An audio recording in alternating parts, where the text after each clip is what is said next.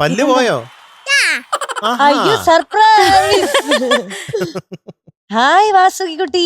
പല്ലെങ്ങനെ പോയെന്നറിയോ? എങ്ങനെ സംഭവിച്ചത്? എന്റെ അമ്മാവൻ മൾട്ടിപ്ലിക്കേഷൻ ചോദിക്കുമ്പോ 3ന്റെ ടേബിള് ചോദിക്കായിരുന്നു. അപ്പൊ ഞാൻ സ്കൂളിൽ എപ്പോഴും എണ്ണി നോക്കിട്ട് 3ന്റെ ടേബിള് ചെയ്യാ. പക്ഷെ എണ്ണി നോക്കാനും സമ്മതിക്കുന്നില്ല, ആലോചിക്കാനും സമ്മതിക്കുന്നില്ല. കൈ പോക്കാൻ പറഞ്ഞു. കൈ പോക്കാൻ നിന്നപ്പോ കൈ തട്ടി. അപ്പൊ ഇത്ര കോംപ്ലിക്കേറ്റഡ്. എനിക്കൊരു ഡൗട്ട് ഉണ്ടായിരുന്നു ആ സമയത്ത്. ഇവിടുത്തെ ആയിരുന്നു കൂടുതലുള്ള കണ, പക്ഷെ ഇവിടുത്തെയാണ് പോയത്.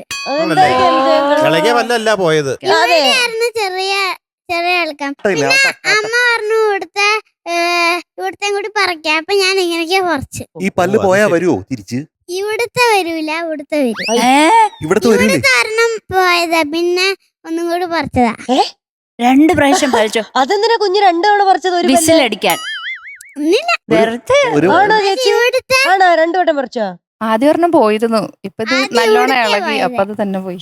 അപ്പൊ 2 മൊത്തം എത്ര പല്ലുണ്ട്? മൊത്തം എണ്ണോ 3ന്റെ ടേബിൾസ് അകത്തെ കൈയിട്ടു. എണ്ണി നോക്കുക തൊട്ട്. എത്രയുണ്ട്? 4 4 6 10 പറഞ്ഞോ കുഴപ്പമില്ല. ഇത്ര 15 16 22 43 കൈ മൊത്തം എവിടെയൊക്കെ തൊട്ടതായി കൈ.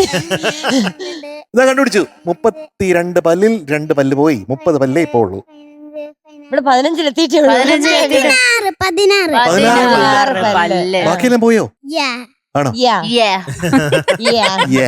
മധുങ്ങള് ബാബുസ്വാമിന്റെ ഫാനല്ലേ? അതെ ആണ്. അതെ അതെ ബാബുസ്വാമി. അവൻ ഇതിന്റെ പെർഫോമൻസില് നല്ലോണം പറഞ്ഞു കൊടുത്തു, നല്ലോണം പഠിപ്പിക്കും ബാബുസ്വാമി. അപ്പൊ ഇത്രേ ഉള്ളൂ ബാബുസ്വാമി.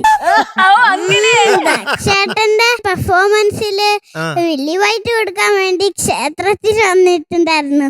നന്നായി നൃത്തം ചെയ്തു ബാബുസ്വാമി. സോറി മധുസ്വാമി. കൊണ്ടു കിട്ടിയല്ലോ. അവിടേക്കാണ് വന്നതല്ലേ?